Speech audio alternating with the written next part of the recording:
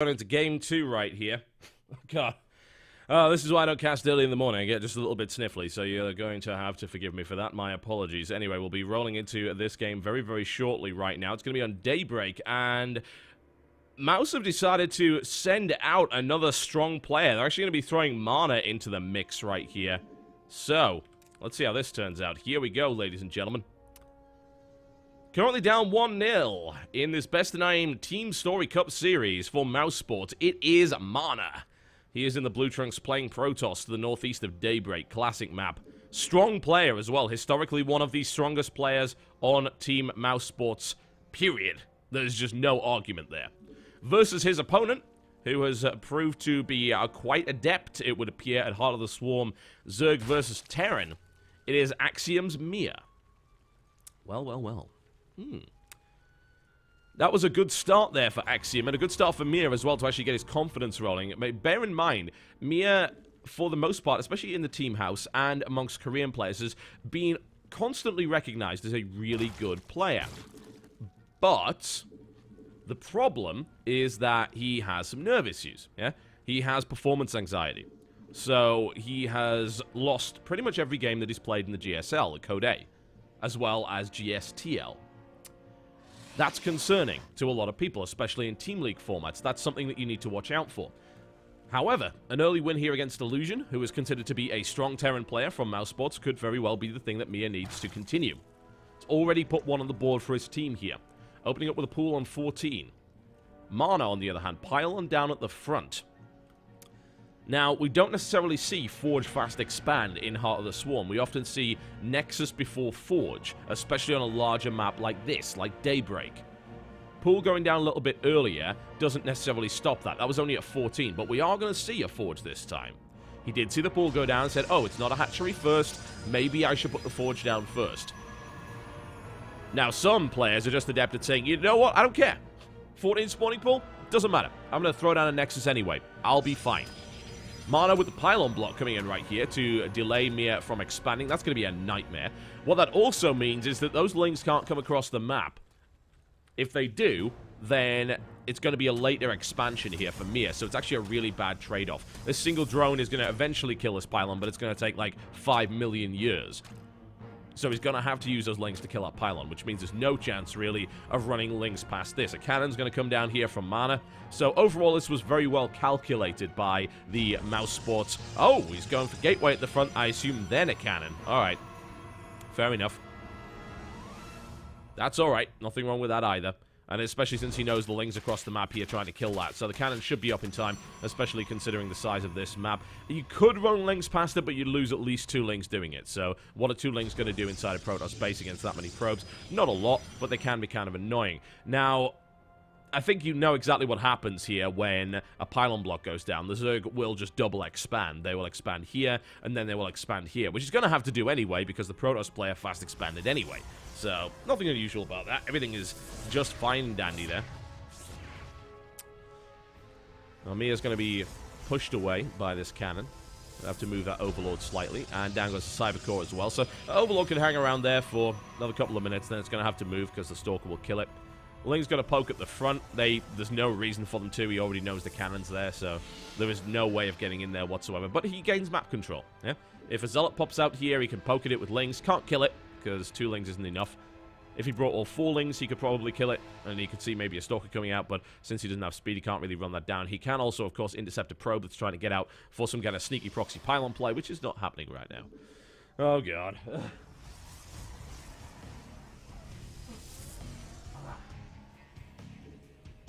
10 a.m. is not my time. All right, now, Mana's just going to sit back in. Probably for the next few minutes, we're going to see very passive play. This is very Wings of Liberty-esque, especially on this map. Forge, fast expand, and then triple hatch from the Zerg player means about 8 minutes of nothing whatsoever. And then we see where the tech goes. Pretty late Mothership core coming out here from Mana as well, obviously because he went for that Forge, fast expand. And he's also going for +1 ground weapon. Interesting. This is Wings of Liberty-esque, but if you add a Mothership core into it, it gets kind of weird. So the idea is that what you can do is you can send, and this Overlord is dead, GG. You can send a bunch of Zealots to the 3rd base with +1, And if the Zerg is overly greedy with his droning, then he might lose that third, or at least take a lot of damage there. So that's a possibility. Down goes the Overlord, and it doesn't really see anything worthwhile. It may have seen the Forge researching. Let's double check. No, it didn't see the Forge researching, so that's kind of vital. Mia, on the other hand, is going to see this probe moving in. Is he actually going to take a third here, or is he going to proxy a pylon? Good question. Ling now moving into intercept. It's going to find out in a second by the looks of it. Oh, Nexus goes down and nicely scouted. In the meantime, Zealot now moving in. That will be killed off. The Mothership Core, however, could kill the Queen. And the Queen is going to try and limp back a little bit. It can't really fight a Mothership Core one-on-one. He knows that. He can do some damage. Second Queen's coming in, but since the creep isn't joined at that Mothership Core, shouldn't have a problem getting away unless Mana mis-micros it. In the meantime, a single Ling's kind of eating away at this. Pylon's coming down. More Lings could come to the third base. And this may force a +1 Zealot defense, but +1 isn't done yet. And we're not seeing a lot of Chrono Boost being used on that Forge either, so that's going to be a little bit late. Stalker's now moving in. Thing is, Metabolic Boost isn't done, so good micro by Mana will just kill all of these. He can try and take the Pylon down, but as I said, he's not going to have a lot of luck against these Stalkers unless Mana is asleep at the wheel, which he certainly isn't. Probe now coming in as well, so Mia's harassment hasn't really done anything. Creep spread is happening. He's spreading towards the fourth base here, but the question is, where does he go? A lot of gateways coming down. Mana looking to add a few more here. That Mothership Core potential attack with the +1 could happen. If you add Time Warp in there against non-upgraded Lings, then yes, it can be very, very dangerous. However, Mana's playing a very defensive game style at the moment. He doesn't have a pylon anywhere on the map, so he'd have to warp in maybe from his third, maybe from his natural. It would take a while to get over, at least a minute. So, I'm not too worried for Mia here. He should be okay. And what we're seeing from Mia is actually going with a Hydra Den. And this is weird, because I don't think he's got a Roach Warren. And I'm absolutely right. He has no Roach Warren. He's gone straight lair Hydra. Ling Hydra is not exactly known as a build that really makes a lot of sense, because there's no meat at the front. Roach and Hydra go together like peanut butter and chocolate, I guess. I am in America. I'm trying to adapt. Just sue me already. Yeah, I guess that's American too. Is Mana gonna... I was gonna say, he can't... No, you can't recall like that. It doesn't work. I was gonna say, what is he doing with that Mothership Core? He's actually just scouting with it. I don't think he saw the Hydra Den. In fact, he didn't, because that's at the natural. This is gonna be a really weird, unexpected thing to happen. Hydras actually wreck gateway units, especially if they're on creep. Because they can just move away from the Zealots unless they're against Chargeless. They just destroy them. In a straight-up fight, absolutely wreck them. Really great attack speed and things like that. Adding Lings into the mix is very, very strange. It's going to be Ling Hydra. Alright. The main problem is that this is all hard countered by Colossus.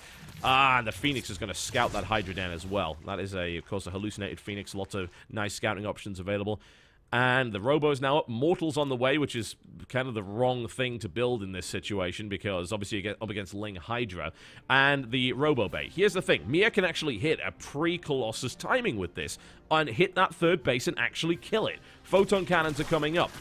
Zealot's going to get killed off as well. Hydras have now been firmly spotted, and they're going to very, very slowly make their way over the third base. And honestly, there's not a lot on the map to actually stop this, especially with the number of Lings available. Couple of cannons up. Will Mia actually strike that third? He's backing off right now, so I guess not. Is he going to swing around to the natural? If he does, the Observer will see that, so it doesn't really have a lot of options in that regard. He's going to try and open up a pathway here, but of course, once this Colossus comes out, this is going to get very, very difficult. He does have extended range and no Thermal Lance. There we go. Thermal Lance is coming. So there's a very limited time where this can work.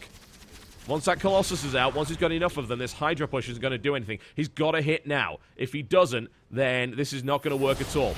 Here come the force fields. Pretty nice force fields, actually, from Mana as well. That's a couple of instantly dead Hydralisks. And Mia misrallying. Now going straight for the third base. Gets us around here on those cannons. First one goes down. Here comes the second. Needs to move the Hydras in. Needs to get a good concave and engagement here as well. Force fields were used, and they were used effectively. Guardian Shield goes up. More force fields going down. Great force fields here by Mana. He's able to segment off the Hydralisks and the Lings.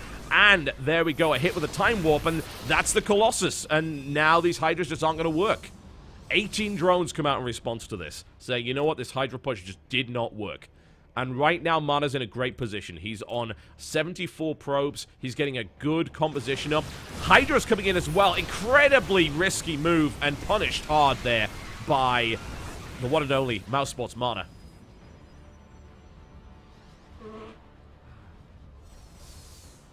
You're going to have to forgive me for that. As I said, it's early in the morning. I'm a little bit congested. Well, Mia's in a really horrible position now. This Hydra push did not work. It was supposed to hit before Colossus. It didn't. It got delayed. The engagement wasn't very good. And now we're in a really nasty spot. Interestingly enough, Mia is now going... in fact, Mana is now going Fleet Beacon. This is really odd. But I guess it's because of this Mutalisk transition. There's 16 Mutas coming in. Going Fleet Beacon would allow him to get Anion Pulse Crystals, which will kill Mutas all day, air day. Not a problem. You can just blast them down very, very easily. The question is, does Mana actually know about it? He does not have an observer in the base. There's the observer here. I don't think he knows about this Spire. But he's predicting it, I would think. Phoenixes, Anion Pulse Crystals. There you go. Now the Mutalisk's moving in. A couple of Phoenixes moving in to engage as well. One Mutalisk goes down already. Mana is the kind of Protoss to play a really defensive game. Lots of cannons, lots of Stalkers on the ground, Phoenixes to deal with Mutalisks. He doesn't like the Mass Muta strategy, and Mass Muta is very effective against Protoss. There's no question about it. It works really, really well. Mana does not have Blink Stalkers, but he is working on it. He's basically building the perfect composition to shut down this Mutalisk count. And if that happens, then the ground army from Mia is just not strong enough to handle this. Mia is maxed, don't get me wrong. He is maxed, but he's maxed on 99 drones. It's a huge amount of drones. He is mining massive amounts of income, but here comes a Warp in right there. Mana with the Warp Prism and +2 Zealots. This is going to hurt. A single Corruptor moves in and says, oh, well, I can kind of pick away at the Warp Prism. I'm helping! But unfortunately, it's not helping the fact that he's had to pull off that mineral line. There we go. And that Warp Prism is now going to die, shut down there by the Corruptors. Muta Corruptor, so we're seeing Sky Zerg coming in right now, but there is lots of stuff on the field to counter that. Whoa! It's like, whoa, no, let's not build one of those. That's silly. 10 Spine Crawlers coming down for the defense here for Mia. Mia with the Sky Zerg at this time. Not transitioned through to Broodlords in any way. Lots of Phoenixes with Anion Pulse Crystals. This is most likely going to be a cancellation. Mothership Core is not going to die. Mia actually, there we go. Down it goes. But here's the problem. These Mutas are just going to get obliterated. You can't fight them. You cannot fight that many Phoenixes with that range upgrade. It will not work, as you can see. And now these Blink Stalkers are going to do some damage here to the Corruptors. They don't die all that quickly, but they do eventually die. Wow, that was a elegant blink there by Mana. Just blinking a single Stalker to finish off that Corruptor. That was well planned. Now, Mia's got to deal with this big push, and he doesn't have what it takes, in my opinion. He's gone up against a lot of Spine Crawlers, yes, but the Colossus are on the field, and that's a lot of Stalkers. These Spines are not going to last that long. Mia now looking to do something. I mean, he's moving his Corruptors around to try and kill these Phoenixes here. A lot of Lings and Hydras now moving to cancel his 4th base, but is he going to trade his 5th for this? Well, Mana's going to kill this. I mean, there's no question. There's no stopping this right now. This 5th base is dead. And now Mia is pulling back, and he takes down that 4th, and he's looking to cancel this one as well. But really, I just don't see him being able to engage here. He's looking to try and transition to Swarm Host. He hasn't got any. He's building the Locust Timing Upgrade, which, yeah, is a good option. It is a good option here, but he's up against well-upgraded Blink Stalkers. In come the Corruptors to try and take down the Colossi. Needs to target these down well. 1 and 2 go down as well, but Corruptors taking fire in the process. Now he's rebuilding Mutalisks, which is still kind of strange because there's 8 Phoenixes on the field with range upgrade. There's a LeBlanc come in and right into that Spine Crawler. Takes that down as well. Where's the ground army is the question. There isn't one. I mean, he's almost maxed and he's got barely anything on the ground. He's got mostly Corruptors here, which doesn't kill Stalkers last time I checked. So he needs Swarm Hosts. He needs lots of Lings. He needs something to engage us. With the Colossus down, he could engage us with Ling. The problem is he doesn't have any supply. He's got 91 drones, and he's got a ton of supply and Corruptors. Now engaging directly with Mutalisks, which is not a very good idea. He does have some Hydras on the ground, though. Corruptor's now moving. A Corruption spell has been deployed here. Loses 9 Mutalisks in this engagement, but he does maybe have enough to push this back. But with the reinforcements, no way. There's not enough here. Mia with a desperation move, in my honest opinion. But the funny thing about this is that Mana just took a lot of damage, and he lost his 4th base. Mia has been mining from 5 bases for... Oh, there we go. Mia has been mining from 5 bases for a long time. Yeah, he just lost his 5th base, but he's still mining from 4 bases. Mana, on the other hand, is mining from this base. This base is getting mined out, and now he's trying to reestablish this one. So he's not in the best of positions. As you can see by the supply count, Mia is still able to remax. He's taking these inefficient engagements, but he's got the bank to make it work. The weird thing is that actually so does Mana, but I think he's been operating on an extremely low gateway count. And actually, yeah, he kind of has. He doesn't have a huge amount of gateways. In the meantime, down comes this engagement, and that base is dead. Let's look at structures here. Let's look at how many gateways he's got. The answer is, he's only got 6 gates. He's been operating on 6 gates this entire time, which is actually nowhere near enough, and he's not able to spend this bank, which means that Mana is kind of behind in army count. Here comes another hit, and wow, he takes down both the forward base and that, and now the Mutalisks are moving in. A triple-pronged attack comes in here from Mia, as Mana tries to defend against it desperately and is completely out of position. Mia's got to be very careful. There's a lot of Blink Stalkers. Void Rays coming in. There's the Blink coming in right there. Void Rays would be moving in to engage the Corruptors. There's only 4 of them, but with charge, that's going to take down those Corruptors pretty quickly. Needs to move out of there. Phoenix is now saying, hey, yeah, I can engage this, no problem. But, I don't know. Damage has been done. A lot of economic damage has been done here by Mia. And now, mining base-wise, what's he got? Mana's got this base. And then what's left of this one, which is not a lot. Mia, on the other hand, re-established this base, still got this one. He's spread out across these bases here, and now Vipers on the field for Mia. Another 11 Spine Crawlers coming in. And we are seeing Sky Zerg versus Sky Toss. Very cool. Almost, I mean, it makes me think right now that Mana's thinking, well, what do I build? Do I build Colossus here? Do I build more Void Rays? Well, the answer is probably Void Ray and Storm. And that's exactly what he's coming up with. Storm will, of course, deal with the Mutas very effectively. Void Rays will cut their way through the Corruptors with their overcharge ability. But Mana's looking at posture. And looking to take down this 4th base here. He can. He's got more than enough to do it. Let's see the engagement. Alright, goes right in. There's the Blink coming in right there. Spinecrawler's going to go very, very rapidly indeed to +3. There's no way they're going to stay up. They get a few shots off, but that is about it. Mia trying to move in to engage, but this 4th base looking very likely to die here if Mana just focuses fire on it, which is exactly what he's doing. Mia actually deploying Spinecrawler, saying, you know what, I can lose that. And I don't know if that's true. I mean, he's got this 5th base here, which is very, very nice, but Broodlords are now on the way. Blink Stalkers, of course, could make short work of that. Mia's mining what's left of this, strikes once again at this base, but it's well defended. This base is almost mined out, so in reality, Mia is sitting on maybe 1 3/4 mining bases, so losing that 4th base is actually not something he could really afford. But if he gets a good push here with these Broodlords, maybe he fights this. The problem is that that was a great engagement for Mana, and Mana's now in a good position. He's back up to 200 supply. He has re-established his base at the front here, and it's well defended. So what Mia needs to do is kill that. Can he kill it with Broodlords? Does he have enough Broodlords? He has no Infestors to stop these Stalkers from blinking under them. There's also Void Rays on the field, and Phoenixes, and Storm. I don't know if this composition is going to work. I really don't. Link's now moving in, take down this little warp in of Zealots. Hydralisk just going to clean things up as well. But this big engagement is now posturing towards this base. If this base goes down, I think Mia is dead, honestly. And let's see what he can do. And there's the Blink coming forward right there, just trying to target down the Broodlords. There's a Blinding Cloud to stop them attacking the Broodlords.